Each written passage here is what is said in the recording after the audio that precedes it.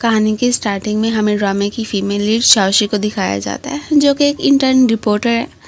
अब अपनी बॉस के कहने के अकॉर्डिंग उन्हें कुछ शेफ्स की लिस्ट ही दिखा रही थी कि अगर हम इनका इंटरव्यू लेंगे तो इस तरह से हमें बहुत सारा प्रॉफिट मिल सकता है। अब जैसे उनकी नज़र हमारे हीरो पे पड़ती है, जिशु, जो कि एक मिस्टीरियस शेफ़ है, तो इन्होंने तो फैसला कर लिया था कि तुमने अब बस इसी का ही इंटरव्यू लेना है और इसकी रिस्पॉन्सिबिलिटी उन्होंने शाओशी को ही दे दी थी। ये बेचारी काफ़ी परेशान होती है कि ओह नो, अब क्या करूँ। खैर, जैसे तैसे करके इसने आज फाइनली उसका इंटरव्यू लेने का डिसाइड कर लिया था। अब उसके नंबर पे बहुत सारी कॉल्स भी मिलाती है, इसने उसका नंबर भी ढूंढ लिया होता है, लेकिन वो आगे से पिक नहीं कर रहा होता। और तभी हमें हमारे हीरो को भी दिखाया जाता है, जो कि बहुत ही हैंडसम है। खैर, इससे पहले कि वो इसका इंटरव्यू लेती, इसे अचानक इमरजेंसी में कॉल आ जाती है, जिसकी वजह से उसे जाना पड़ गया था। शाओशी तो बहुत भागती है, लेकिन इतने में देर हो चुकी थी, वो तो चला गया था। अब बेचारी बहुत अपसेट लग रही होती है कि ओह नो, अब मैं बॉस को क्या जवाब दूंगी। खैर, इसे डांट तो सुननी पड़ गई थी कि तुम्हें एक काम करने को कहा था, तुम वो भी नहीं कर सकी हो। अगर तुम चाहती हो कि यहाँ की रेगुलर एम्प्लॉय बनो, तो उसके लिए तुम्हें हर हाल में शेफ़ जिशु से उसका इंटरव्यू लेके आना पड़ेगा। ये भी खुश हो जाती है कि चलो ठीक है, मुझे कम से कम एक चांस तो मिल ही रहा है। अब जिस जगह पे ये आइसक्रीम लेने के लिए आई थी, वहीं पे हमारा हीरो भी बैठा होता है। जिस अंदाज से ये आइसक्रीम खा रही होती है, और वैसे भी काफ़ी ज़्यादा लवली होती है ना, वो तो बस इसे देखते ही रह जाता है। और फिर अचानक ही वो इसकी नज़रों से भी गायब हो जाती है। ये समझता है कि शायद चली गई है, लेकिन नहीं। थोड़ी देर के बाद वो इसके सर पे ही आके खड़ी होती है कि आप ही शेफ़ जिशु है ना, आज मैंने ही आपका इंटरव्यू लेना था, लेकिन आप वहाँ पे आई ही नहीं। खैर, ये अब उसे जितना कह लेती, वो इंटरव्यू नहीं देने वाला था। वहाँ से जाता है और ये उसके पीछे पीछे इसे काफ़ी फॉलो करती है। वो बहुत इरिटेट होता है, इवन कि इसने अपनी आइसक्रीम भी उसकी ड्रेस पे ही लगा दी थी। इस बात से चिढ़ के वो फिर अब इस पे इतना ज़्यादा गुस्सा तो नहीं निकालता है, लेकिन खैर अपने ही रेस्टोरेंट पे पहुँच आया था। जिशु को चेस करते हुए ये तो उसके रेस्टोरेंट पे पहुँच आई होती है। वो जैसे ही अपना ड्रेस चेंज करके आता है, ये तो बस उसे देखती ही रह गई थी। खैर, अब यहाँ पे कुछ फ़ोटोज़ भी क्लिक करती है एंड देन उससे फिर से कहने लगी थी कि क्या आप मुझे इंटरव्यू देंगे, मेरे लिए बहुत ज़रूरी है। वो इसकी बात नहीं सुनने वाला था। अब जो कि इस रेस्टोरेंट पे वो उसकी कस्टमर बन के आई थी, इवन के दूसरा शेफ़ भी नहीं था, और कोइंसिडेंटली सारे एम्प्लॉयज़ भी यहाँ से जा चुके थे। तो इसलिए इसने फाइनली उसके लिए कोई डिश बनाने का डिसाइड कर ही लिया था। अब इधर उधर की फ़ोटोज़ को क्लिक करते हुए इतनी क्यूट लग रही होती है कि यहाँ पे हमारे शेफ़ साहब भी उसे देख के स्माइली करने लगे थे। खैर, अब यहाँ पे उसे याद आता है कि कैसे बचपन में एक दफ़ा उसके बड़े भाई ने उसे कोई डिश बना के खिलाई थी, तो इसने सोच लिया था कि क्यों ना वही वाली मैं इस लड़की को भी बना के खिलाऊं, और अपना काम करना स्टार्ट कर देता। बड़े प्यार से उसके लिए खाना बना के लाया था, जिसे कि देख के ये खुश तो हो जाती है, लेकिन अपनी आदत से मजबूर फिर उसे फ़ोटोज़ क्लिक करने लगी थी। और ये देख के जिशु को अच्छा नहीं लगता। वो आके इससे खाना ले लेता है कि या तो तुम अपनी फ़ोटोज़ बनाओ या फिर इस खाने को खाओ। खैर, इसी बीच ही इन दोनों के हैंड्स भी टच हो गए थे। ये तो हार्ट बीट फास्ट होते ही फ़ौरन से साइड पे हो जाती है और उसे खाना लेने लगी थी कि हाँ, मैंने अपना काम कंप्लीट कर लिया और अब मैं आराम से ये खाऊंगी। इसकी एक खासियत ये भी है कि ये जो भी खाना खाती है उसमें मौजूद सारे इंग्रेडिएंट्स का इसे पता चल जाता है। ऐसे कह लें कि बचपन से लेके आज तक इसमें ये वाली एक सुपर पावर ही है। खैर, तभी रिमेंबर करती है कि ये वाली तो मैंने पहले ही डिश खाई हुई है, इसलिए इसके बारे में पूछने के लिए फ़ौरन से जिशु के पास आती है कि तुम्हें आखिर को ये डिश बनानी कैसे आई है। क्या तुम उस लड़के को जानते हो जिसने के बचपन में मुझे डिश खिलाई थी। वो हैरान होता है कि आखिर तुम कहना क्या चाहती हो। खैर, ये फिर आगे से चुप हो जाती है। अब तभी हमें एक और शेफ़ जी को भी दिखाया जाता है, जिसकी कि यहाँ पे हमारे हीरो से बिल्कुल भी नहीं बनते। जब से इसका भाई ये रेस्टोरेंट छोड़ कर जाया था, उसके बाद से ही सबकी सब रिस्पॉन्सिबिलिटी जिशु पे ही आ गई थी, लेकिन जी को ये पसंद नहीं था कि ये काम कोई भी ढंग का नहीं करता वगैरह वगैरह। अब तभी जैसे ही ये किचन में आके फिर से अपना काम सरंजाम देने लगती है, तो ऊपर से आके जिशु ने इससे कैमरा ही ले लिया था कि तुम बास नहीं आओगी ना, कितनी दफ़ा मना किया है कि यहाँ पे फ़ोटोज़ नहीं लेनी है। अब वो गुस्से में वहाँ से जाने ही लगी थी। अब तभी अचानक ही इसे चीफ एडिटर की कॉल आ जाती है, जो कि कह रही थी कि तुमने अभी तक अपना काम कंप्लीट नहीं किया। अगर रेगुलर एम्प्लॉय बनना चाहती हो तो तुम्हें हर हाल में जिशु का इंटरव्यू लेना होगा और वो लेके जल्दी से वापस आओ। ये भी कह देती है कि ठीक है, मैं आ जाऊँगी। अब परेशान भी लग रही होती है कि ओह नो, वो तो मुझसे इतना ज़्यादा हेट करने लगा, मैं इस बार में उससे कैसे बात करूँगी, और वैसे भी उसने मुझे कौन सा इंटरव्यू दे देना है। खैर, ये भी आगे से फिर शाओशी ही थी। इसने भी फैसला कर लिया था कि चाहे जो हो जाए मैं हर हाल में हार नहीं मानूंगी। और उससे इंटरव्यू लेके रहूँगी। वो जैसे ही छुट्टी पे अब घर जा रहा होता है तो सामने से आके उसे रोक देती है और फिर से यही कहने लगी थी कि प्लीज़ आप मुझे इंटरव्यू दे देना, मेरे लिए बहुत इंपॉर्टेंट है। बट आज तक तो उसने किसी को दिया ही नहीं था तो इसे क्यों देता। ये तो यहाँ पे उसे एक शर्त ही लगाने लगी थी कि अगर फ़र्ज़ करे आप मेरे लिए कुछ खाना बना के लाते हैं तो उसमें मौजूद जो भी इंग्रेडिएंट्स होंगे उन सब के बारे में मैं मालूम करके आपको बता दूंगी। उसके बाद मेरी बस यही एक विश है कि आप मुझे अपने रेस्टोरेंट में काम करने की इजाज़त दे देंगे, प्लीज़ मना मत करना। और ईमन के उसकी तारीफ़ें भी थोड़ी बहुत कर देती है कि आप तो बहुत हैंडसम हो, मुझे यकीन है कि मेरा ये चैलेंज ज़रूर एक्सेप्ट करोगे। वो भी मान जाता है कि ऐसे ही अगर इसको मैंने नहीं बताया कि मैंने क्या क्या डाला हुआ तो इसे क्या पता चला पाना है। तो उसके लिए कोई खाना बनाता है और जैसे ही वो इसे टेस्ट करवाता है तो वाकई में उसमें मौजूद सारे इंग्रेडिएंट्स का तो इसने फटाफट जवाब दे दिया था। ये सुनते ही वो सरप्राइज तो होता है कि इसे कैसे पता चला। अब उसने इसका इंट्रोडक्शन बाकी सबसे भी करवा दिया था कि आज से ये यहाँ पे न्यू एम्प्लॉई है और इधर ही काम करेगी। ये तो काफ़ी खुश लग रही होती है कि अगर मैं इसके पास रहूँगी तो इस तरह से मुझे चांस मिल सकता है कि मैं इसका इंटरव्यू ले सकूँ। अब यहाँ पे शेफ़ जी को तो बिल्कुल अच्छा नहीं लग रहा था कि पहले भी यहाँ पे पूरा का पूरा स्टाफ मौजूद है और वैसे भी इसका आना यहाँ पे क्या ज़रूरी था। वो कह देता है कि हाँ बिल्कुल, तुम्हें इसमें कोई भी दिक्कत नहीं होनी चाहिए। खैर शिन को तो ये बहुत ही पसंद आई थी, वो भी खुद से शाओशी को इंट्रोड्यूस करवाने लगती है। इसके बाद ही फेंग से हाई करते हैं एंड देन मिंग भी, दोनों ही काफ़ी अच्छे फ्रेंड्स होते हैं और इनकी इनसे बनी गई थी। अब चूंकि हमारे हीरो ने फैसला कर लिया था तो इसलिए जी भी आगे से कोई जवाब नहीं देता। अब जैसे शिन के कहने पे ये अपने लिए ड्रेस लेने के लिए आती है तो अचानक ही इसकी नज़र एक फ़ोटो पे पड़ गई थी जो कि किसी और की नहीं बल्कि जिशु और उसके भाई की ही होती है। आज से ही ये तो अपने काम पे भी लग चुकी थी एंड देन जैसे ही उससे फिर से बात करने के लिए आती है कि क्या मैं आपसे इंटरव्यू ले लूँ तो वो इसे बिना कोई जवाब दिए अपने एक कस्टमर से मिलने के लिए आ गया था। ये भी उसे फॉलो करती हुई पहुँच जाती है कि आज तो मैं ये चांस मिस नहीं करने वाली हूँ। बस फिर क्या था, आते ही उसे पकड़ लेती है कि बस 10 मिनट चाहिए, उसमें जो भी क्वेश्चंस करूँगी आपको उनके आंसर्स देने पड़ेंगे। अब इसे पीछे छुड़ाने के लिए वो भी मान जाता है कि ठीक है पूछो, तुम्हारे पास बस सिर्फ और सिर्फ 3 मिनट्स हैं। अब वो तो ऐसे ही उल्टे सीधे क्वेश्चंस करके इसके 3 मिनट्स भी वेस्ट कर देती है एंड देन फिर वहाँ से ये तो चला ही गया था। अब रात के वक्त जहाँ पे के सारे अपने घर जा रहे होते हैं, ये वहीं पे ही खड़ी थी तो वो उससे पूछते हैं कि क्या तुम्हें अपने घर नहीं जाना है। तो ये भी शिन के पास आती है कि क्या मैं आपके यहाँ ठहरने के लिए आ सकती हूँ, क्योंकि मेरे पास तो फ़िलहाल कोई भी रूम नहीं है। वो कहती है कि नहीं, हमारे घर में तो बस एक ही बेड है और उस पर तुम कैसे एडजस्ट कर पाओगी। अब तभी फेंग कहता है कि हाँ हमारे यहाँ जगह खाली हो सकती है कि हम 4-5 बॉयज़ एक ही जगह पे रहते हैं, शायद तुम्हारे लिए भी कोई रूम खाली हो जाए। लेकिन वो मना कर देती है कि मैं अब इतने सारे बॉयज़ के पास कैसे रहने के लिए जाऊँगी। अब तभी ही शिनो से आइडिया देती है कि वैसे भी जिशु तो अकेला ही अपने घर में रहता है, तुम इसके यहाँ ठहरने के लिए जा सकती हो। ये तो सदा से ही सिंगल है और मुझे नहीं लगता है कि कभी ये लव रिलेशनशिप में भी आएगा। अब वो सब इतना कह रहे होते हैं तो ये भी मान गया था कि ठीक है, लेकिन एक शर्त पे कि तुम्हें यहाँ से जो भी सारा सामान पड़ा हुआ है वो उठा के अभी के अभी रेस्टोरेंट में रखना पड़ेगा। इस बेचारी को मजबूरी होती है तो इसलिए उसके कहने के अकॉर्डिंग सारा काम कंप्लीट कर देती है। ये सब करते हुए बेचारी काफ़ी ज़्यादा थक तो गई थी लेकिन क्या ही करती, उसकी भी मजबूरी थी। खैर वो अभी से अपनी बाइक पे बिठा के अब वहाँ से अपने घर ही लेके जाने लगा था। अब इतनी फास्ट बाइक चलाता है कि उस बेचारी को इसे पकड़ना ही पड़ जाता और ये देखते हुए जिशु तो स्माइल ही करने लगता। अब जैसे ही इसके घर पहुँचती है तो देख के हैरान के वाओ तुम्हारा घर तो बहुत ही बड़ा है। वो इसे इसका रूम ही दिखाने लगा था और अचानक ही फिसल के ये तो यहाँ पे जिशु के ऊपर गिर जाती है और एक्सक्यूज़ करती हुई फर्नीचर साइड पे ही हो गई थी, प्लीज़ मुझे माफ़ कर देना, ये बस गलती से हो गया था। खैर वो इसे कुछ नहीं कहता। अब इस घर में स्टे करने के लिए कुछ कंडीशंस इसके सामने रखता है। एक तो मेरे रूम में नहीं जाना है, दूसरा ये कि किचन में रात को 11 बजे के बाद तो बिल्कुल भी एंट्री नहीं हो सकती है। पहले तो खुश हो जाती है कि वाह मुझे इतना अच्छा रूम मिल गया रहने के लिए, लेकिन फिर हैरान होती है कि ओनो मुझे भूख भी लग गया और 11 भी बज गया, अब कैसे जाऊँगी। खैर जैसे ही किचन में जा रही होती है तो देखती है कि यहाँ पे अभी अभी जीशु खड़ा कुछ बना ही रहा था। ये चुपके से उसे देखने लगती है कि पता नहीं ये क्या कर रहा है। कुछ इंग्रेडिएंट लेने के लिए जैसे ही अपने रूम में जाता है पीछे से आकर ये तो उसकी सारी बनाई हुई डिश खा जाती है। वो ऊपर से आ गया था कि तुम यहाँ पे क्या कर रही हो, या वो अपोलोजाइज करती है कि सॉरी मैं तो तुम्हारा खाना खा गई, मुझे काफ़ी टेस्टी लगा था। अब बदले में उसने इसे वैसे डांटा तो नहीं था लेकिन सारे बर्तन धोने का ज़रूर कह दिया था।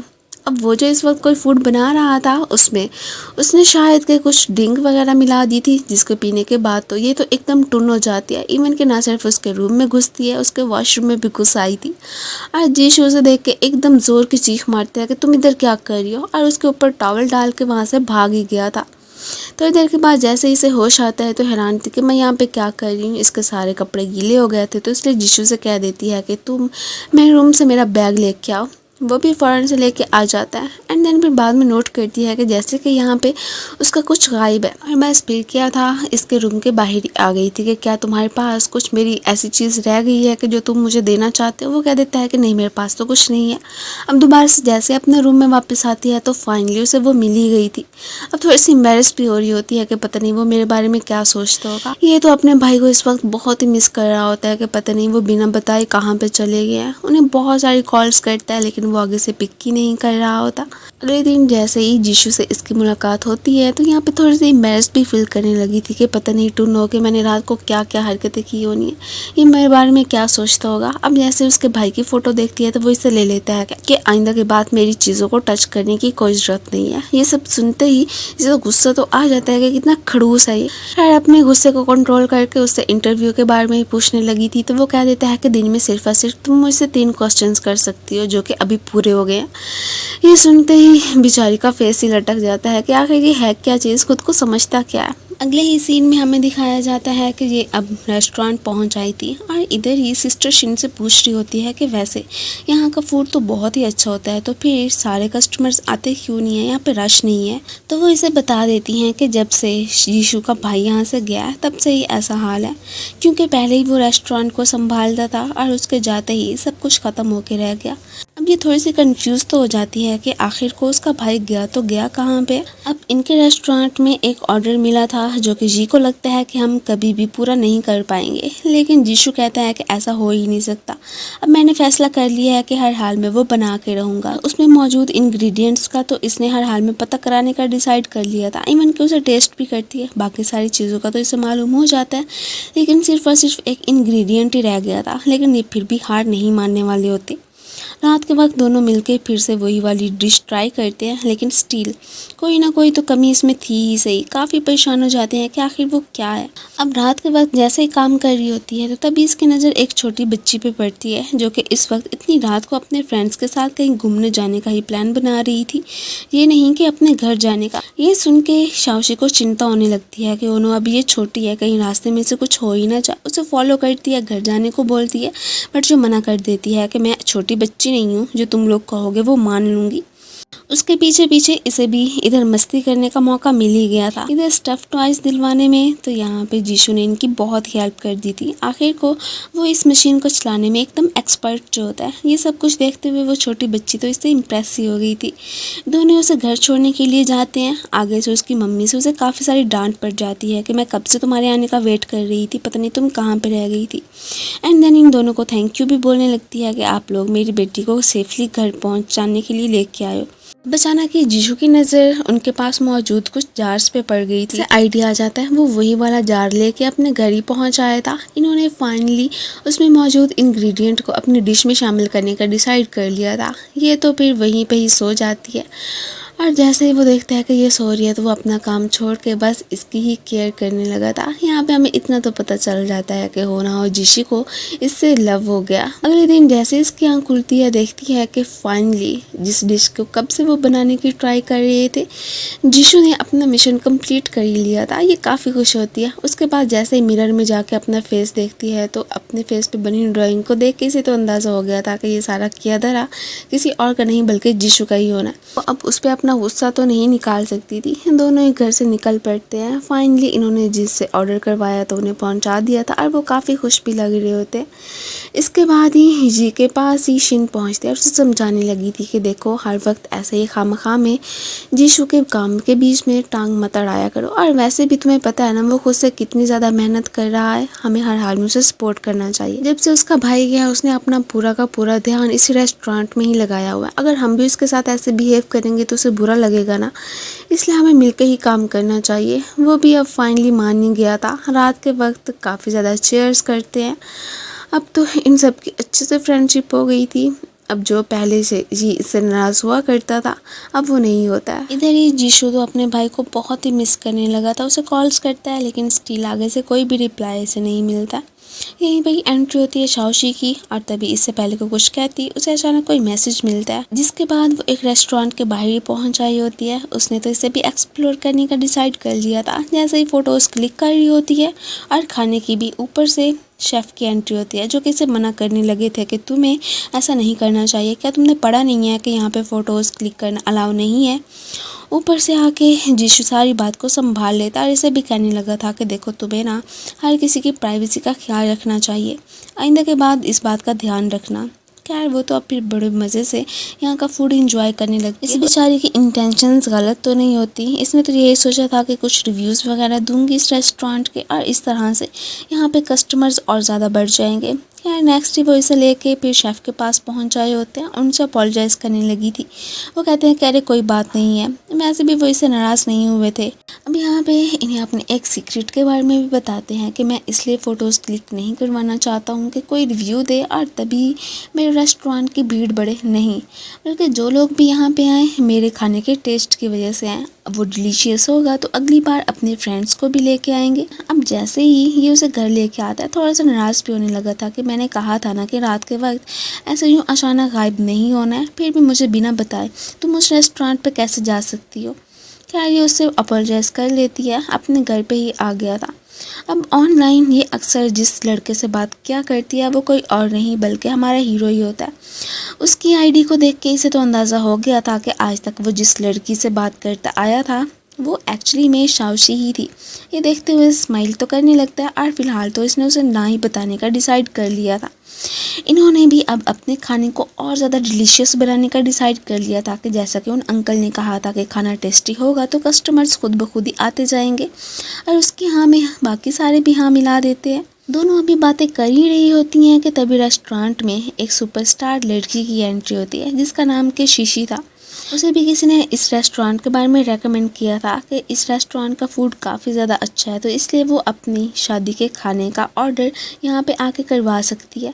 इसलिए उसने अपने बुफ़े का ही सारा इंतज़ाम इन लोगों को ही संभालने का कह दिया था। और ये काफ़ी खुश लग रहे होते हैं कि वाह हम एक स्टार की शादी में खाना बनाएंगे और हमारे रेस्टोरेंट की तो अच्छी खासी पब्लिसिटी भी हो जाएगी। काफ़ी एक्साइटेड लग रहे होते हैं। इन दोनों ने रात के वक्त ही सारी लिस्ट बना ली होती है कि आखिर को उस बुफ़े में कौन कौन सी डिशेस वगैरह हमें इस्तेमाल करनी चाहिए वगैरह वगैरह। और इसी बीच ही ये जैसे उसे देखती है तो तब तो जीशू की हार्ट बीट काफ़ी फास्ट हो गई थी। अगले ही दिन ये तो बाकी सबके साथ मिलकर कुछ ना कुछ प्लान कर रहे होते हैं। उन्होंने डिसाइड किया था कि क्यों ना एक दफ़ा उस कॉलेज में ही जाया जाए जहाँ पे कि शीशी और उनके होने वाले हस्बैंड की फर्स्ट मुलाकात हुई थी। लेकिन में ये तो उसी कॉलेज भी पहुँच आए थे। ये तो कुछ फ़ोटोज़ वगैरह भी क्लिक करती है कि उन्हें क्या क्या पसंद था, हम बिल्कुल उनकी शादी में वही करेंगे। और अचानक ही इधर इसने तो जीशू की भी फ़ोटोज़ क्लिक कर ली थी। इसके बाद एक क्लास में ही पहुंच जाते हैं और ये अपने साथ खाना भी लेके आई थी। अब वो खाते हुए इनकी आवाज़ें निकल जाती हैं, जैसे सारे इन्हें देख रहे होते हैं फ़ौरन से वहाँ से भाग गए थे। वो तो इसके साथ होते हुए बहुत खुश लग रहा होता है। अब बहुत सोचने समझने के बाद तो शाओशी ने डिसाइड कर लिया था कि हम शीशी की शादी में उसी के कॉलेज की कैंटीन का ही जो भी खाना और डिशेस वगैरह होंगी वही शामिल करेंगे। मुझे यकीन है कि उन्हें पसंद आएगा। और यहाँ से जाते हुए अचानक ही रेन स्टार्ट हो जाती है। दोनों फिर बचते बचाते फाइनली रेस्टोरेंट आ ही गए थे। इसके बाद सीधा शीशी से मिलने के लिए आते हैं और अपना पॉइंट ऑफ व्यू उसके सामने शेयर करते हैं। वो तो फ़ौरन से मान जाती है कि वाह ये एक यूनिक आइडिया है। और इवन के उसने ये भी इनके ज़िम्मे एक काम लगा दिया था कि आप लोगों को मेरी शादी में बिल्कुल प्रिपेयर होके आना है। इसलिए ये चारों बॉयज़ जाके अपने लिए खूबसूरत सी ड्रेसेस बाय करते हैं और काफ़ी हैंडसम भी लग रहे थे। इसके बाद ही शीन और शाओशी की बारी आती है। वो दोनों भी प्रिटी लग रही होती हैं और इवन के यहाँ पे जीशू तो शाओशी से नज़रें हटा ही नहीं पाता। नेक्स्ट हमें इन्हें वेडिंग सेरेमनी में ही दिखाया जाता है। इन्होंने सारे अरेंजमेंट्स बहुत अच्छे से कर लिए थे। इधर ही शीशी इसे अपने क्लोज ला के यही पूछती है कि वैसे सारे लड़के ही तुम्हारे रेस्टोरेंट के हैंडसम हैं, लेकिन शेफ़ जीशू की तो अलग ही बात है। ये कहती है कि हाँ बस शक्ल से ही हैंडसम है, वरना है तो बहुत ही खड़ूस। अब जैसे ही ये फैंक के साथ मिलकर कुछ फ़ोटोज़ क्लिक कर रही होती है तो ये देखते हुए जीशू को जेलिसी होती है और फ़ौरन से उसने फैंक को साइड पे ही भेज दिया था। फिर इनकी वेडिंग सेरेमनी स्टार्ट हो जाती है। दोनों काफ़ी खुश लग रहे होते हैं कि जैसा कि हमने सोचा था इन लोगों ने बिल्कुल वैसे सही अरेंजमेंट्स किए हैं। इवन के सेटिस्फाई लग रहे थे। एक दूसरे को रिंग्स पहनाते हैं। शाओशी नोट करती है कि जीशू की तबीयत बहुत ज़्यादा ख़राब हो गई है।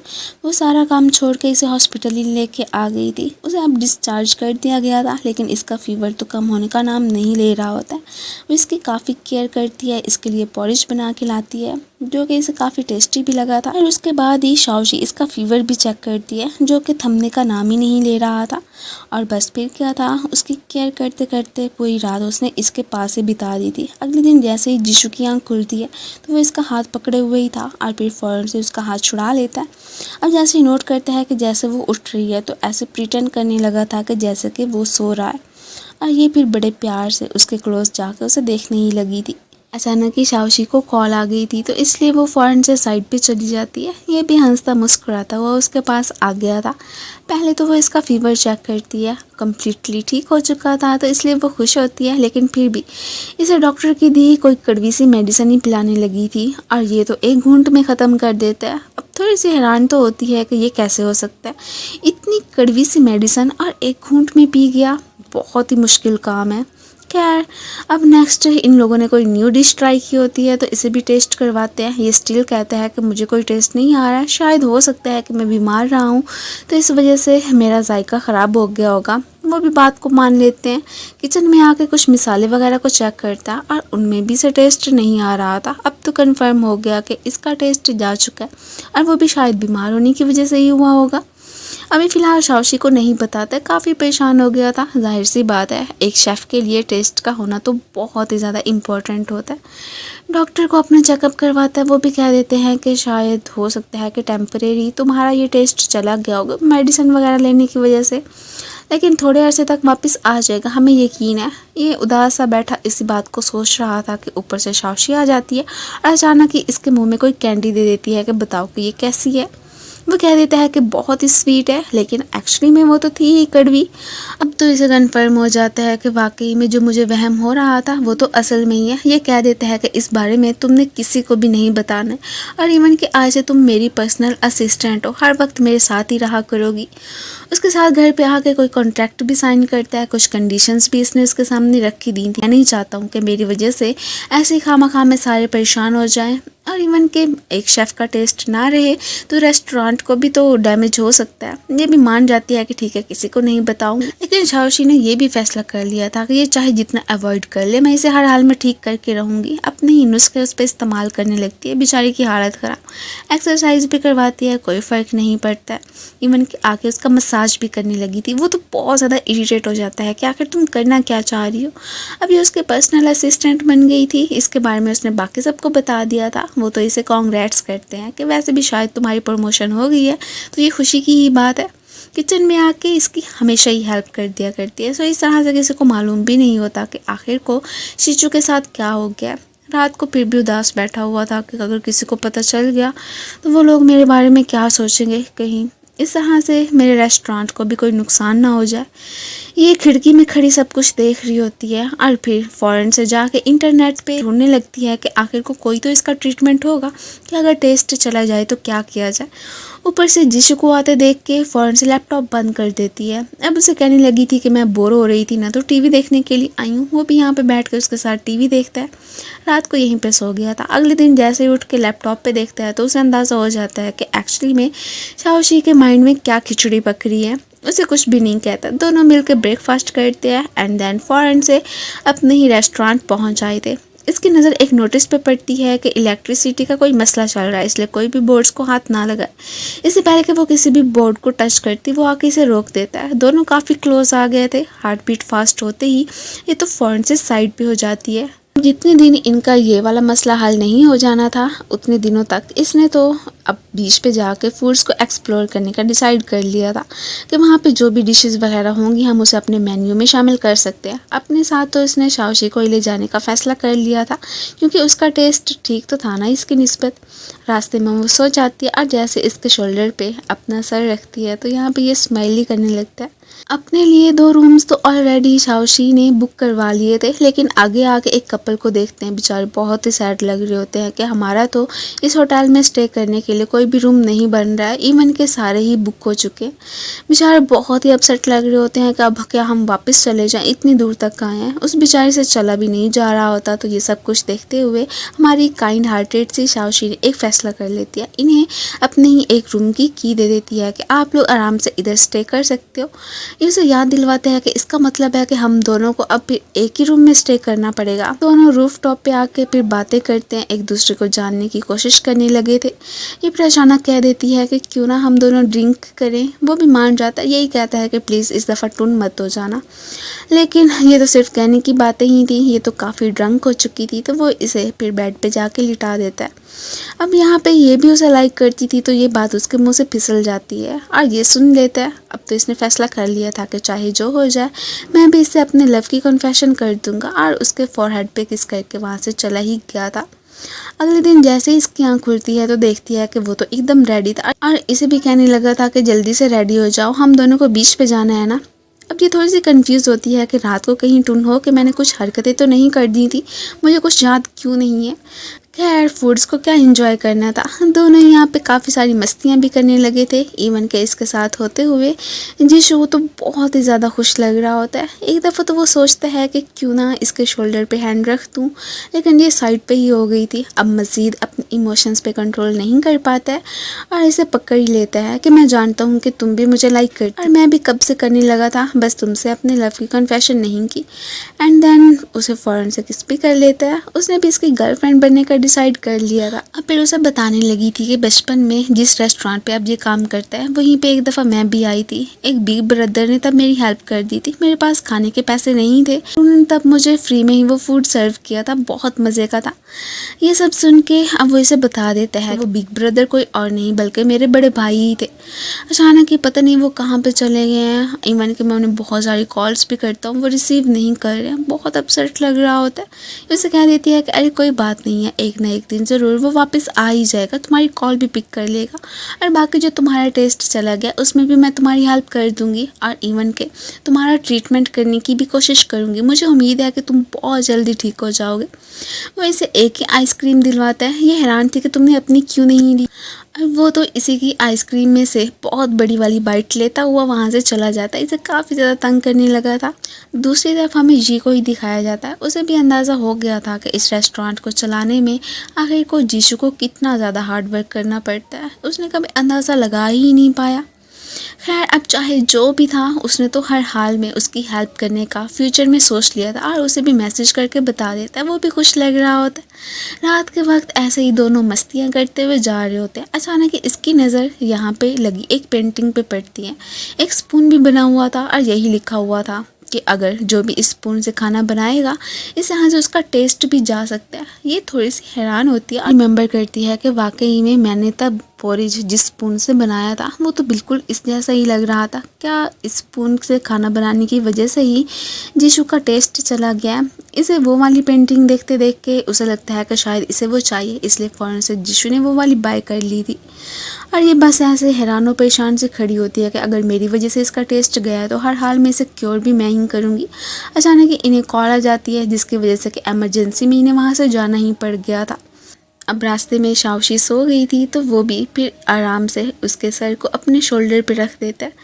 जी ने अब जिस प्रॉब्लम की वजह से इन्हें वहाँ पे बुलाया था उसके बारे में बता देता है। कोई स्टाइल वाले लोग ही होते हैं जो कि परेशान कर रहे होते हैं। खैर इसने भी डिसाइड कर लिया था कि हमें भी हर हाल में उनका दिल जीतना है। अब यहाँ पे ही शाओशी की आंख में कुछ चला गया था तो वो इसकी फुल केयर करता है। और ये वाला सीन तो वो स्टाल वाले भी देख चुके थे। खैर उसके पास आते और यही कहते हैं कि तुम लोग क्यों ना हमारे साथ कोऑपरेट कर लो, हम लोग आप लोगों को भी कुछ चीज़ें देंगे तो आप लोग भी इधर सेल कर लेना। इस तरह से तुम लोगों को ये अपना स्टॉल बंद नहीं करना पड़ेगा। वो वाली लेडी तो फ़ौरन से मान जाती है, इनके साथ कॉन्टैक्ट करने को तैयार हो गई थी। अब इसने ये वाला मामला कितने अच्छे से हैंडल कर लिया था ये देख के शाओशी तो बहुत ही खुश होती है। दोनों वापस आ गए थे और इस गुड न्यूज़ के बारे में सबको बताते हैं। थोड़ी देर के बाद ही जी तो इससे इसके ब्रदर के बारे में ही पूछ रहा होता है कि उसका कोई पता चला, वो वापस आया कि नहीं। वो कह देता है कि नहीं, फ़िलहाल तो कोई खबर नहीं मिली है। यहाँ पे ये भी कहता है कि हो सकता है कि उसके ऊपर बहुत सारे कर्ज चढ़े हुए होंगे, तो तभी वो यहाँ से चला गया, वो भी बिना बताए। लेकिन ये बात तो जीशु मानने को तैयार नहीं होता कि अगर भाई को ऐसा कोई मसला था तो मुझसे शेयर तो करते। इनकी ये वाली बातें तो सारी शाओशी ने भी सुन ली थी, लेकिन फिर भी इन सब का जिक्र वो इसके सामने नहीं करती है। वो तो इसके साथ बहुत ही खुश लग रहा था। शाओशी उसकी गर्लफ्रेंड बन चुकी थी, इससे खुशी की बात और क्या हो सकती है। अब शाओशी भी बहुत ज़्यादा खुश होती है। वैसे भी वो फूडी गर्ल थी, तो इसलिए एक हैंडसम सा शेफ़ उसकी लाइफ में आ गया था, तो इससे बड़ी और क्या बात हो सकती थी। रात के वक्त ही सारे फ्रेंड्स ने मिलकर डिनर करने का डिसाइड किया था, तो इसलिए कुछ चीज़ें बाय करने के लिए दोनों ही बाहर आए हुए होते हैं। और इवन के यहाँ पे तो इसने अपने और उसके लिए कपल कप्स भी बाय कर लिए थे, काफ़ी खुश थे। ये भी फाइनली रात को आ जाते हैं, सभी मिलकर चेयर्स करते हैं। और इसके बाद कुछ लेने के लिए जैसे ही जीशु और ये साइड पे जाते हैं, तो पीछे से फैंग को एक आइडिया आता है। वो तो जीशु के खाने में कुछ मिलाने लगा था कि इस तरह से मैं उस पर प्रैंक कर दूंगा, बहुत सारे इंग्रेडिएंट्स उसमें डाल देता है कि देखते हैं कि उसका रिएक्शन क्या होगा। सभी मना तो करते हैं, लेकिन ये नहीं रुकने वाला था। अब जैसे ही वो ये वाला खाना टेस्ट करता है, सभी को बस उसके रिएक्शन का ही वेट होता है, लेकिन वो तो कोई भी रिएक्ट नहीं करता, ऐसे कि जैसे कि ये खाना तो बिल्कुल नॉर्मल है। ये देखते हुए ये एंड बाकी सबको तो अंदाज़ा हो ही गया था कि वाकई में हमसे जीशु कोई बात छुपा रहा था। मीन के उसका टेस्ट चला गया और उसने हमें बताया तक नहीं है। शिन तो यही कहती है कि हाँ, एक शेफ़ के लिए सबसे ज़्यादा इम्पोर्टेंट तो उसका टेस्ट ही होता है, और वैसे भी वो हमें परेशान नहीं करना चाहता था, इसलिए उसने हमें नहीं बताया। तो इसलिए उसके सामने ऐसे प्रिटेंड करना कि जैसे कि वाकई में हमें नहीं मालूम है कि उसका टेस्ट चला गया। अब नहीं बताना चाहते तो क्या कर सकते हैं, ये भी मान जाते हैं कि ठीक है। अगले दिन बाकी का कंफर्म जी ने इसके पास आके कर लिया था, और वो इसे भी कहता है कि तुम टेंशन मत लेना, हम उसके सामने कुछ भी शो नहीं करवाएंगे।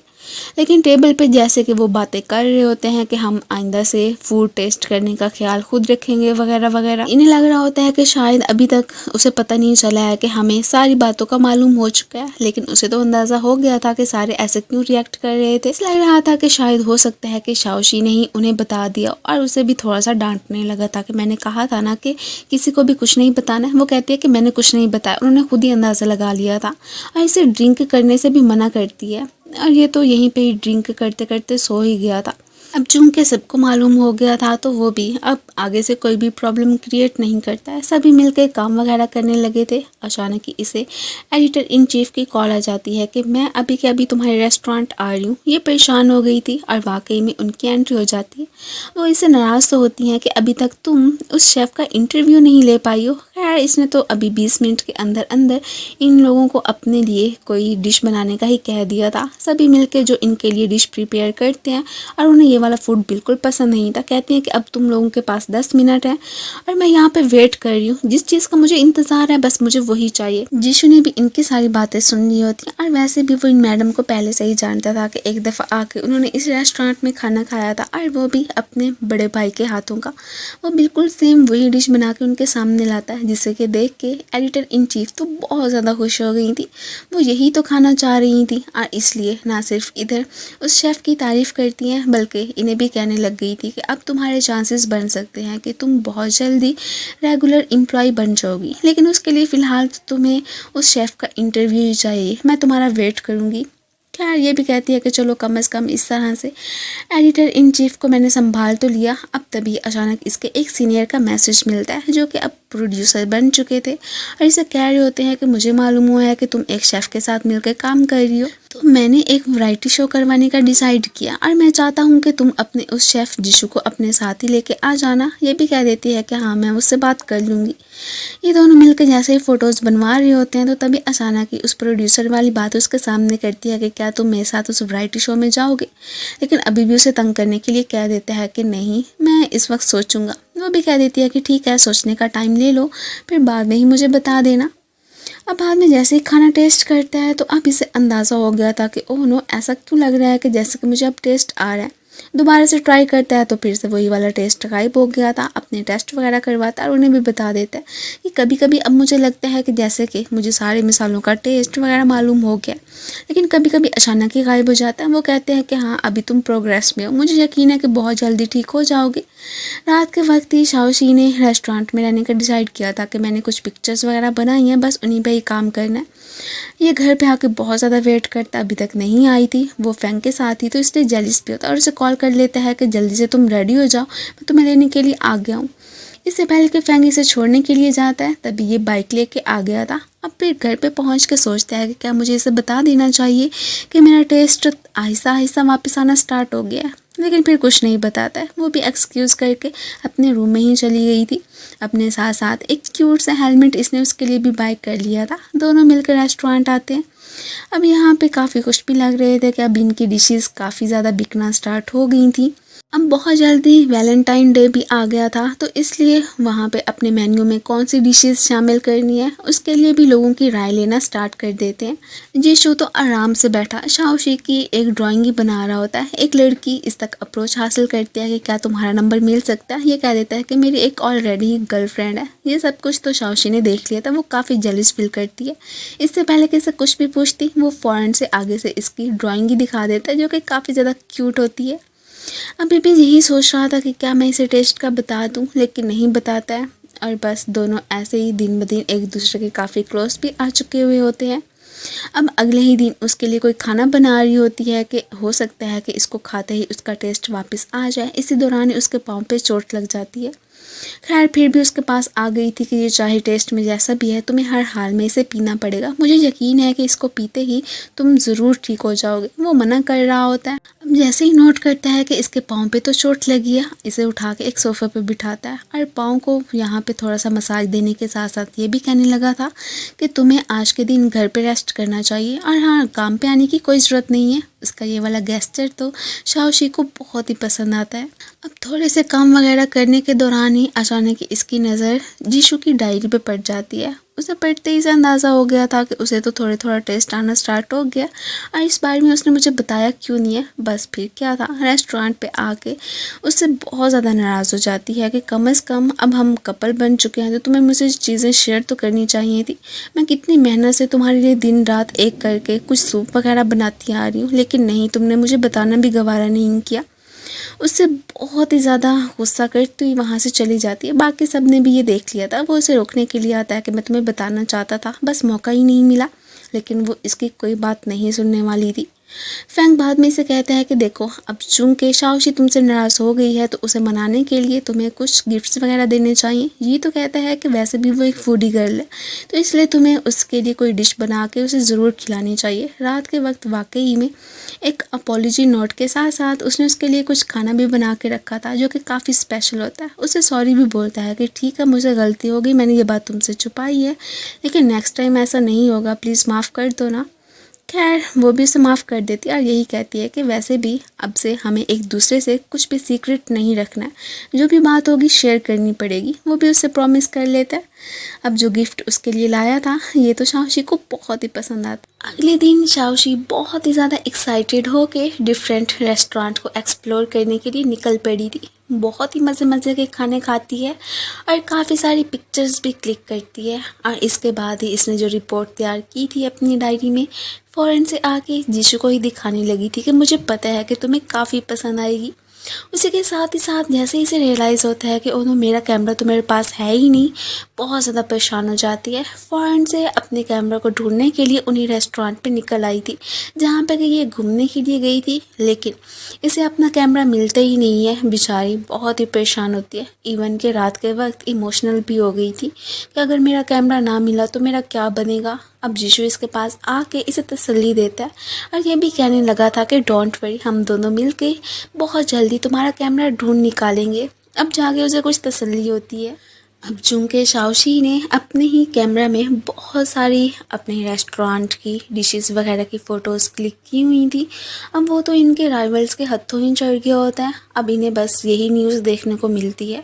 होती तो इन्हीं की डिशेस ही हैं, लेकिन उन्होंने ये कह दिया था कि इन लोगों ने हमारी डिशेस को कॉपी किया हुआ था। एक कंपटीशन में इन लोगों ने भी पार्टिसिपेट किया हुआ था। जो डिश इन्होंने बनाने का डिसाइड किया था वही वाली उनके हत्थों चढ़ गई होती और यही कह रहे होते हैं कि ओह नो, ये डिश तो हमने बनानी थी और देखो ये लोग हमारी ही कॉपी कर रहे थे। बेचारे बहुत ज़्यादा अफसुर्दा हो गए थे। ये तो बैठा यही कह रहा होता है कि काश शाओशी थोड़ी समझदारी से काम लेती, अपना कैमरा वहाँ पे रख के ही ना आती, उसी की वजह से ये सब कुछ हुआ। ये सारी बातें शाओशी ने सुन ली थी।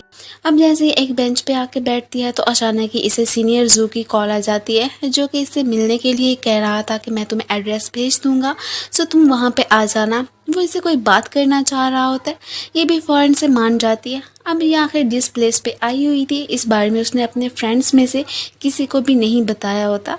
शाओशी को शिन तो बहुत सारी कॉल्स करती है, लेकिन वो आगे से पिक ही नहीं कर रही थी। ये परेशान हो जाते हैं कि पता नहीं वो कहाँ पे चली गई है। और यही कुछ हाल हमारे हीरो का भी होता है। उसे कॉल्स करता है, वो नहीं उठाती, तो उसके बाद उसे हर जगह तलाश करने लगा था, लेकिन स्टिल उसका कोई अता पता नहीं मिलता। बेचारे की कंडीशन ख़राब। जैसे ही अब रेस्टोरेंट वापस पहुंचता है तो सामने से अंकल लैन इसी के आने का ही वेट कर रहे थे। इसे एक इनविटेशन कार्ड देने के लिए आए होते और ये भी कहते हैं कि मैं जानता हूँ कि तुम्हारा भाई गुम हो गया, इवन कि उसने तुमसे कोई भी कांटेक्ट नहीं किया, लेकिन मुझे यकीन है कि एक ना एक दिन वो ज़रूर तुम्हारे पास वापस लौटेगा। और हाँ, मैं भी उसे तलाश कर रहा हूँ। जैसे ही मुझे उसके आने की खबर मिली मैं तुम्हें ज़रूर बता दूंगा। ये अपने सीनियर से मिलने के लिए आ गई थी, जो कि अब एक बहुत ही बड़ा प्रोड्यूसर बन चुका होता है। अब यहाँ पे इसे यही पूछने लगा था कि मैंने उस वैरायटी शो में कहा था ना कि तुम अपने शेफ़ को लेके आ जाना। ये कहती है कि हाँ, मैंने उससे बात की थी, लेकिन वो अभी तक मुझे कोई भी रिस्पांस नहीं दे रहा है। पता नहीं आएगा कि नहीं, लेकिन मैं उसे मना लूँगी। अब वो भी ओके कह देते हैं। अब जिस अंदाज से वो उसे देख रहा था, इससे तो साफ लग रहा होता है कि जैसे कि सीनियर इसे पसंद करता है। अब तभी हमें फ्लैशबैक का सीन दिखाया जाता है कि जब वो यूनिवर्सिटी में आया था तब किसी और ने उसे भाव ही नहीं दिया था सिवाय शाओशी ने। बस तभी से ही उसकी ये नेचर उसे काफ़ी पसंद आ गई थी। अब फिर से उसे टाइम दे देता है कि तुम्हें हर हाल में मुझे जवाब देना है। वो भी ओके कह देती है कि मैं ज़रूर शेफ़ जीशू से बात करूँगी। अब जैसे ही बाहर निकलते हैं तो यहीं पे ही फैंक की नज़र पड़ जाती है और उसने फ़ौरन से इनकी फ़ोटोज़ बना के जीशू को सेंड कर दी थी। और उसे तो बहुत ज़्यादा जेलसी हो जाती है कि इस वक्त ये किसके पास खड़ी हुई थी। अब जैसे वो घर लौटती है तो इसके पूछने पे वो बता देती है कि आज मैं अपने सीनियर से मिलने के लिए गई थी। वो बस मुझसे यही बात करना चाहते थे कि तुम लोगों ने वैरायटी शो में आना है कि नहीं। पर वो आगे से फिर कोई रिस्पॉन्स नहीं देता। दूसरी तरफ ही हमें जी को दिखाया जाता है, जिसने कि आज फाइनली इससे अपने लव कन्फेशन करने का सोच लिया था। वो तो कब से ही शिन को पसंद करता आया था, लेकिन वो ये फ्लावर्स देख के हैरान रह जाती है कि ये तुम मुझे क्यों दे रहे हो। अभी के लिए तो इसमें सोच लिया था कि नहीं, ऐसे प्रपोज नहीं करना चाहिए, अगर ये मना कर दे तो। क्या फ़ौरन से ही बात को टाल देता है कि ओ एक्चुअली में ये फ्लावर्स मैं शाओशी को देना चाहता था, तो क्या तुम उसे देने में मेरी हेल्प कर दोगी। उस दिन वो मुझसे नाराज़ होकर चली गई थी ना, पता नहीं मेरे बारे में क्या सोचती होगी, बस और कोई बात नहीं है। अब इसने ये कह दिया था तो इसलिए शिन भी इससे वो वाले फ्लावर्स ले लेती है। अगले दिन जब इसकी मुलाकात शाओशी से होती है तो उससे भी अपोलोजाइज़ कर लेता है कि मेरा वो कहने का मतलब नहीं था, अगर मेरी बातें तुम्हें बुरी लगी हैं तो मुझे माफ़ कर देना। तो आगे से शाओशी भी कह देती है कि कोई बात नहीं, वैसे भी मैं तो वो ये सब कुछ भूल ही चुकी थी। आज तो पक्का जी ने अपने फ्रेंड्स के साथ मिलकर प्लान बना लिया था कि मैंने हर हाल में शिन से अपने लव की कन्फेशन करनी है और इस सब में तुम लोग ही मेरी हेल्प करोगे, उसके बाद डिनर मेरी तरफ से होगा। वो भी फ़ौरन से मान जाते हैं। ये जैसे ही देखती है कि जीशू सो रहा है तो उसके ऊपर आके ब्लैंकेट और आने लगी थी, लेकिन इतने में उसकी आंख खुल जाती है, वो सो ही नहीं रहा था। दूसरी तरफ हमें जी को ही दिखाया जाता है, जो कि अपने फ्रेंड्स के साथ मिलकर एक रेस्टोरेंट आ गया था। बहुत वेट करवाने के बाद शिन की एंट्री हो जाती है। वो अब फिर इन्हीं फ्रेंड्स के सामने ही उसे प्रपोज़ कर देता है कि मैं तो बहुत पहले से तुम्हें पसंद करता आया था, लेकिन कभी मुझ में हिम्मत ही नहीं हो पाई कि मैं तुमसे अपने लव की कन्फेशन कर पाऊँ। ये सुनते ही वो उठ खड़ी होती है और इसे कहने लगी थी कि मेरा तो एक ऑलरेडी बॉयफ्रेंड है। ये सुन के वो बेचारा बहुत ही हर्ट हो जाता है। अगले ही दिन मिंग को दिखाया जाता है, अपने फ्रेंड को इनसे इंट्रोड्यूस करवाता है कि ये उस रेस्टोरेंट में काम करता है जहाँ पे कि शाओशी का कैमरा गुम हुआ था। वो भी इन्हें यकीन दिलाने लगा था कि मैं हर हाल में आपको वो कैमरा वापस दिलाऊंगा और इंसाफ भी। और वैसे भी जैसे कि मिंग मेरा फ्रेंड है, वैसे आप भी मेरे फ्रेंड्स ही हो। अगले ही लम्हे हमें उसी रेस्टोरेंट के ऑनर को दिखाया जाता है जो कि जीशू से मिलने के लिए आया था और अपोलोजाइज़ करने के साथ साथ शाओशी का कैमरा भी वापस कर देता है कि मुझे ऐसी गलती करनी ही नहीं चाहिए थी। और उसके बाद इनके रेस्टोरेंट पे जो भी इल्ज़ाम लगा था वो सब कुछ क्लियर हो चुका था। अब यहाँ पे काफ़ी ज़्यादा रश लगा हुआ होता है। इनकी डिशेस तो लोगों को बहुत ही पसंद आने लगी थी और इस तरह से ऐसे मानो कि जैसे कि इनका रेस्टोरेंट फेमस ही हो चुका हो। अब ये अभी भी अपने भाई को मिस करके बहुत ही उदास बैठा था कि शाओशी ने आके इसका मूड फ्रेश कर दिया था। ये उसे भी एक गिफ्ट करता है और वो भी इसका वही वाला कैमरा। ये देख के तो खुशी हो गई थी कि फाइनली बहुत इंतज़ार करवाने के बाद ये तो मुझे मिल ही गया। एक बार में इन्हीं फ्रेंड्स को बैठे दिखाया जाता है जो कि अभी ड्रिंक कर ही रहे होते हैं कि इनकी नज़र शिन के बॉयफ्रेंड पे पड़ती है जो कि एक लड़की के साथ ही फिर रहा था। ये देखते ही इन्होंने फ़ौरन से शिन को कॉल मिला के यहाँ पे बुलवा लिया था। वो बेचारी बहुत ही दुखी लग रही होती है कि मैंने नहीं सोचा था कि तुम भी ऐसे घटिया पर्सन निकलोगे। मीन कि तुमने मुझे चीट करने की हिम्मत भी कैसे की। उसे ज़ोर का थप्पड़ भी मार देती है और इसकी फेवर तो यहाँ पे ये भी ले रहा था और उसे कह देता है कि आइंदा के बाद शिन से दूर रहना वरना फिर मुझसे बुरा कोई नहीं होगा। वो तो बल्कि तुम जैसे घटिया पर्सन को बिल्कुल भी डिज़र्व नहीं करती है।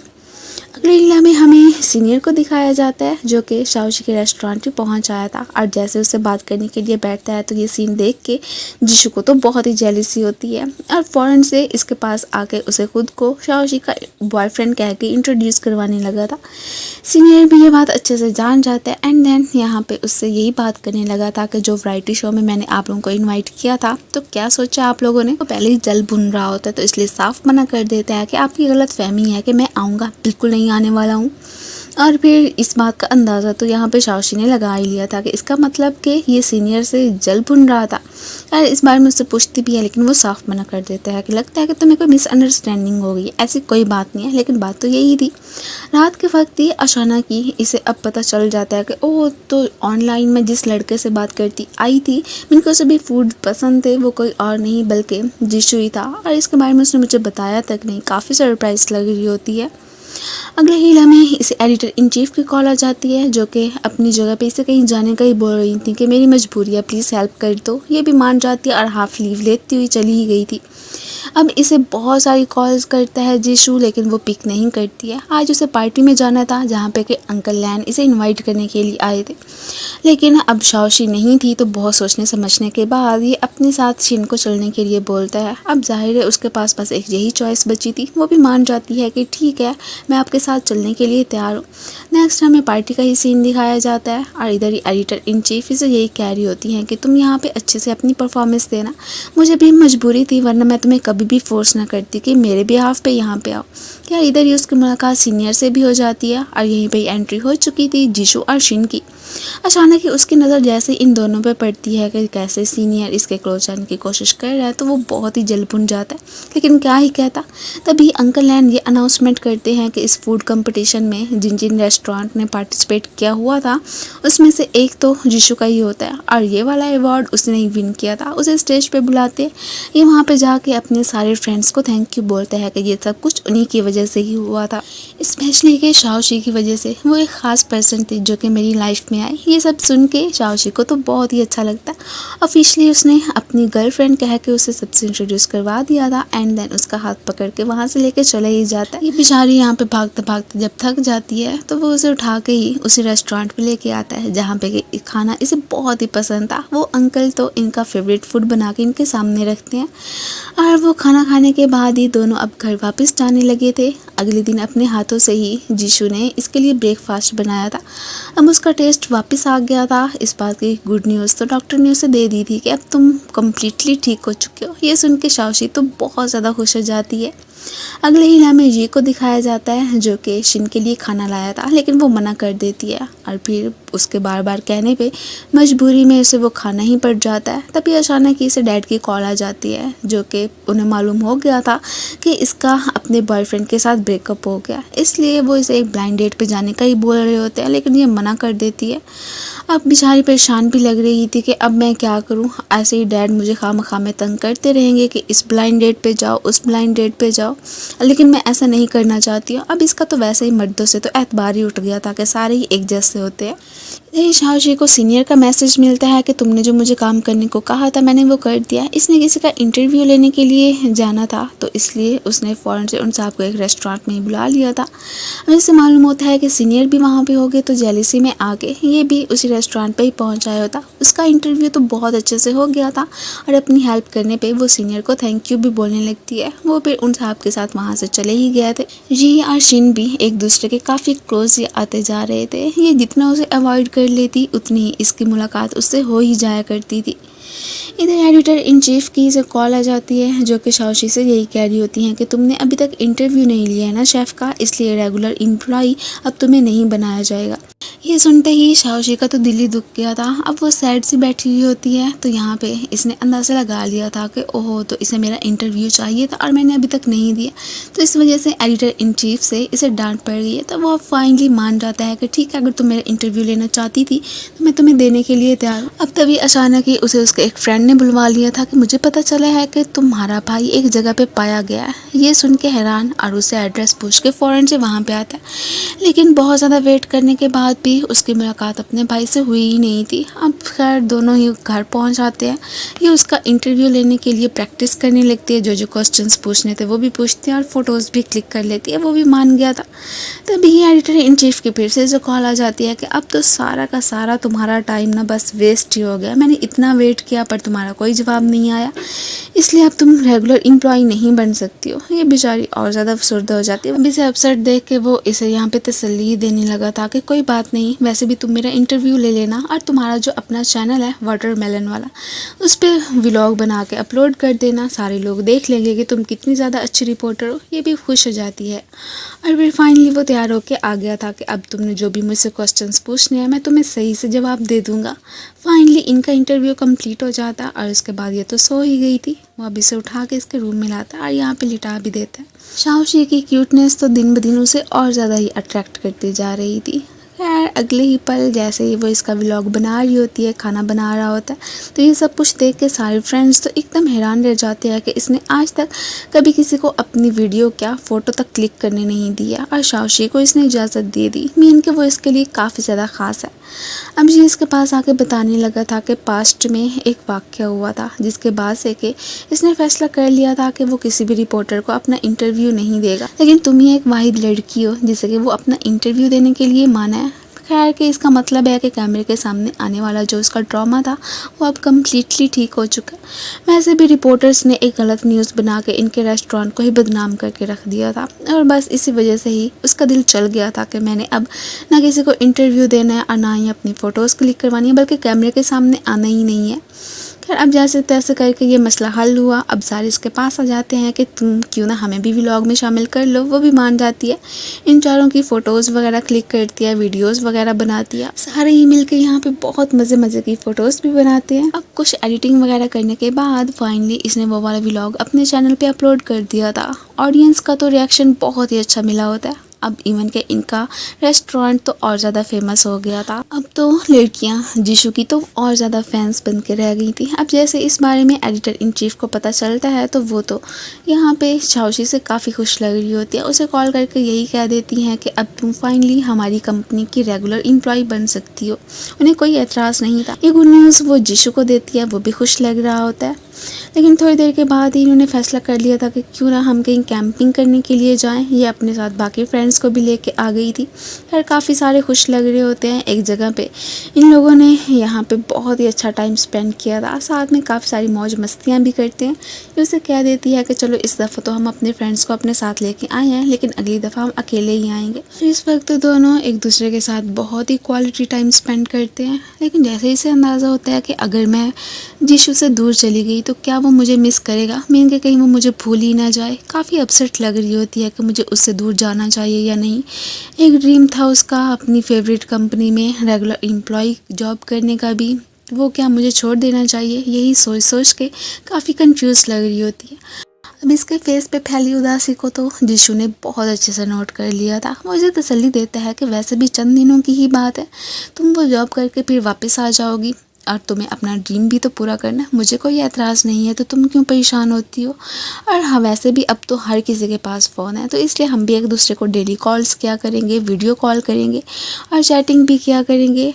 इस बात से उसे कुछ तसल्ली हो ही जाती है। अब जब उसे पता चलता है कि फाइनली कल तो इसकी बर्थडे आने वाली है और वो इसे सरप्राइज़ देने का सोचती है, बाकी सारे फ्रेंड्स के साथ मिलके उसने कोई अरेंजमेंट्स वगैरह कर ली थी। अगले ही लम्हे जैसे ही जीशु को उसे अपनी बर्थडे का सरप्राइज़ मिलता है तो वो बहुत ज़्यादा खुश होते हैं, सारे मिलके सेलिब्रेट करते हैं। और इवन के जब सारे वहाँ से चले जाते हैं तो वो उसे उसका गिफ्ट भी देने लगी थी, जो कि उसे काफ़ी पसंद आता है। दोनों एक साथ में बहुत सारी पिक्चर्स क्लिक करते हैं। अगले ही लम्हे हमें फिर शिन को हॉस्पिटल में ही दिखाया जाता है। वो काफ़ी इल लग रही थी और उसका ख्याल रखने के लिए यहाँ पे ये मौजूद था। वो तो दिन रात बस उसकी केयर में लगा रहता है, इवन कि अपना कोई भी ध्यान नहीं रखता। अब शिन को भी अंदाज़ा हो गया था कि वाकई में जी तो मुझसे बहुत ज़्यादा लव करता है। ऐसे ही खामा में मैं उसे तंग करती आई, उसे अवॉइड करती आई। उसने फाइनली उसके सामने अपनी फीलिंग्स कन्फेस कर ली थी और ये भी कि मैं तुम्हारी गर्लफ्रेंड बनने के लिए तैयार हूँ। ये सुनते ही जी तो खुश हो जाता है और अगले ही दिन अपने रिलेशनशिप की अनाउंसमेंट उन्होंने अपने फ्रेंड्स के सामने कर दी थी। उन्हें तो इनके लिए खुशी होती है। इसके बाद ही ये दोनों कपल तो एक जगह पे खाना खाने के लिए आ जाते हैं। खैर यहाँ पे इनके लिए खाना बनाने वाला कोई और नहीं बल्कि ये दो शेफ्स तो मौजूद ही होते हैं। इनके साथ तो वो काफ़ी हैप्पी लग रही होती हैं।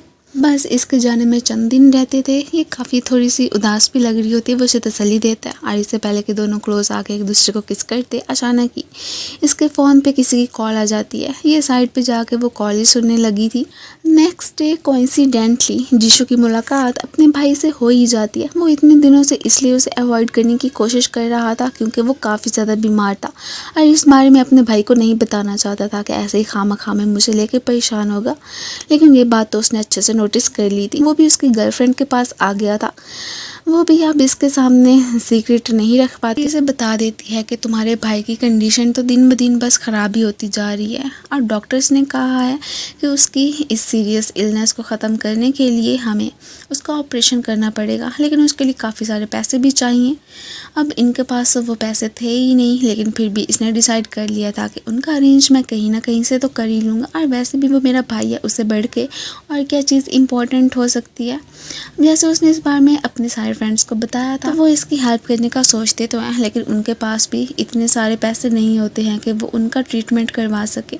काफ़ी उदास भी लग रहे होते हैं कि काश हम तुम्हारी कोई हेल्प करते। वो मना कर देता है कि कोई बात नहीं है और वैसे भी मैंने तो इस रेस्टोरेंट को ही बेचने का डिसाइड कर लिया है। इसके बाद अगर हमें कोई और छोटी सी जगह मिल गई तो हम वहाँ पे अपना कोई कैफ़े बना लेंगे और सारे मिलकर फिर से काम करेंगे। लेकिन वो इस बात से सेटिस्फाई नहीं होते हैं, उनसे अपोलोजाइज़ कर लेता है। अगले हिला में वो तो अपने भाई के पास ही पहुंचा हुआ था। उन्हें एक रेस्टोरेंट वाले डॉक्यूमेंट्स पे साइन करने को बोलता है, लेकिन वो मना कर देते हैं। उन्हें अब इमोशनली ब्लैकमेल करने लग गया था कि इतना अर्सा मैंने आपके आने का वेट किया था, अब आ गए हैं तो मुझे पता चला है कि आप बीमार हैं, तो मैं बस आपकी इतनी सी तो हेल्प करना चाहता हूँ, आप वो भी नहीं करने दे रहे हैं, तो फिर मेरा भाई होने का क्या फ़ायदा हुआ। वो भी मान गए थे कि ठीक है, जैसा तुम कहोगे मैं वही करने के लिए तैयार हूँ।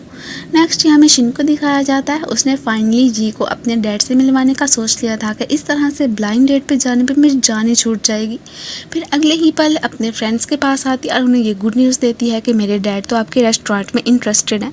उन्होंने पैसे देने के लिए भी हाँ कर दिया और ये भी चाहते हैं कि अगर हम 100 डेज़ के अंदर अंदर उनके अकॉर्डिंग उन्हें प्रॉफिट दे पाएँ तो उसके बाद ये रेस्टोरेंट बेचने की ज़रूरत ही नहीं पड़ेगी। सारे खुश हो जाते हैं कि चलो शुक्र है कि अब हम यहाँ पे सेफली रह पाएंगे।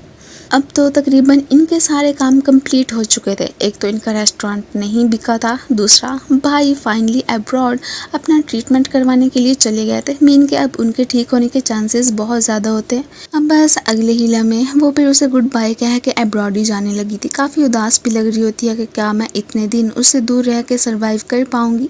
इसी के साथ ही ये सीन तो कट हो जाता है। अब नेक्स्ट हमें बहुत अरसे बाद चाओशी को ही दिखाया जाता है, जो कि अब्रॉड में अपना काम कंप्लीट करने के बाद फाइनली कंट्री वापस आ ही गई थी और उसे देख के जीशु तो बहुत ही खुश लग रहा होता है कि अब आइंदा के बाद हमें एक दूसरे से दूर रहना ही नहीं पड़ेगा।